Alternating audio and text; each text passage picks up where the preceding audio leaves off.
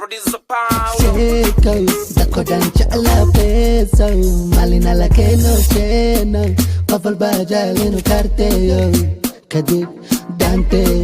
kede, harake, obajal, kaliyar servana lo yelo, dal kanna batalo to, kaliyar servana lo yelo,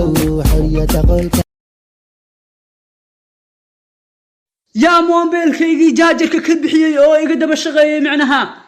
كبحيي محاد وبحيسي أفكدي آدو مليسد إجرور لو أروس كبوديسة هذه ما يقفي عنها ما حاجة مودد سد حسولة سومنا سيار وسعتها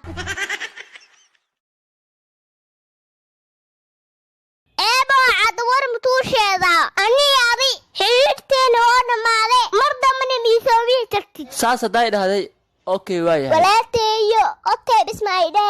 maxaa ku dhihi lahaye أما يده عفرد وين هولو سعرايو حيرتين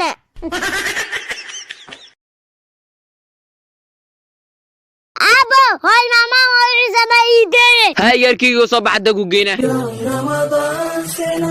هاي ويلكيغا حمسة عدوساتاي هايو عياشان معادجو ها هاي walaalka baan sida هايو مجاشا عافي ها adduunkaasaan ugu jecelahay ويا تجاشا محاو عنده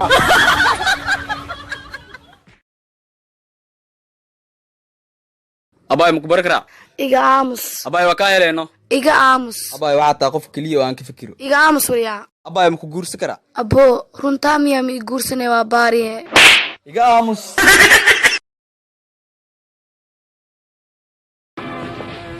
toddoba walaal ayaan ahayn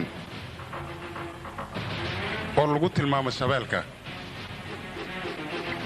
afar ka mida adiga ayaa naga dilay afar ma aha 5 ayaan ka dilay hal ayaa maanta maxkamaddu waxay soo qabatay Soomaa weyn iyo xaafadda ma sooma inta lagu dilin koor maxkamadda maxaa ka codsanayd maxkamadda waxaa ka codsalaay inta lii dilin koor in caloosha lii buuxiyo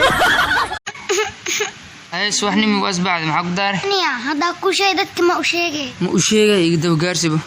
bolan lii soo gaday maxaa uu saabeelo way ku ciid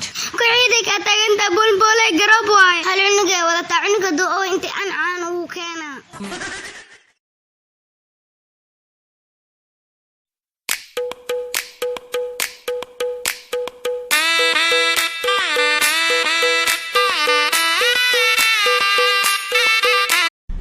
raalko soo bax saaxibno istiinka wuxuu iga tusay mar labaad inaad duluf soo dhacno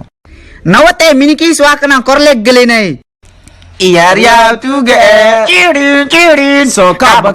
galabta casirka kala gadoonka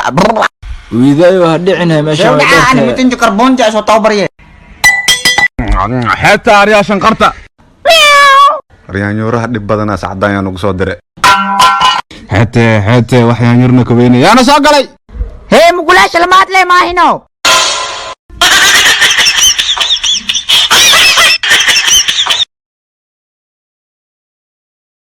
naa hadda ku soo guursanay waa maxay waxaanoo kawe